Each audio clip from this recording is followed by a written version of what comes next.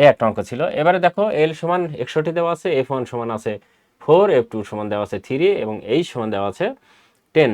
প্রচুরক কত? আচ্ছা, এই ক্ষেত্রে আমাদের একটি প্রচুরক নির্ণয়ের সূত্র আমাদেরকে জানতে হবে।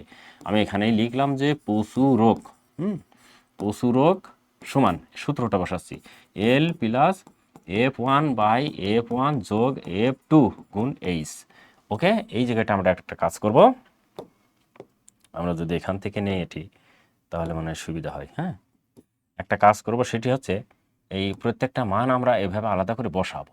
ঠিক আছে, খেয়াল করে দেখো, এখানে এল সমান বসাবো আমরা। এল সমান কোথায় পাবো?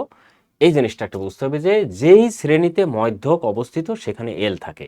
তার মানে মধ্যক কোথায় অবস্থিত আছে এখানে সেটা কিন্তু আমরা জানি না, কিন্তু এই জায়গাটা এল অলরেডি দেওয়া আছে, যেহেতু শ্রেণী দেওয়া নেই।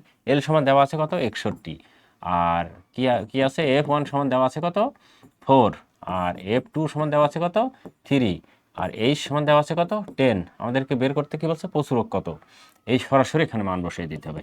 ওকে, এখন মান বসিয়ে দিলে এল এর মানটা হবে হচ্ছে কত? 61 প্লাস F1 এর মান 4, আর তারপরে হচ্ছে 4 প্লাস F2 এর মানটা হচ্ছে 3 ইন্টু H সমান হচ্ছে 10।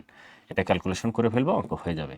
4 10 40 আর নিচে হচ্ছে 7, 40 7, এবারে 61 যোগ 7 দ্বারা 40কে ভাগ করলে হয় 6 7 42, বেশি হয়ে যাচ্ছে। আমরা যেহেতু দশমিক আসছে সেক্ষেত্রে আমরা ক্যালকুলেটর ব্যবহার করব। 40/7 সমান এখানে আসছে হচ্ছে 5.714, আরও আছে, আর দিলাম না। এই হলো। এখন এটা আমরা জাস্ট যোগ করব। যোগ করলে হবে, এখানে 5 আছে যেহেতু, তার মানে হবে হচ্ছে 66.714। এটা হচ্ছে আমাদের প্রচুরক হবে। এখন 66.1 আছে, যে 714, এই যেটা।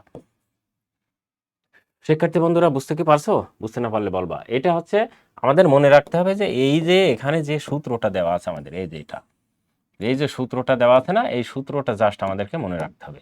এই সূত্রটা মনে রাখলে অঙ্কটি হয়ে যাবে ইনশাল্লাহ। ওকে, তারপরে মানটা বসালেই হয়ে গেল।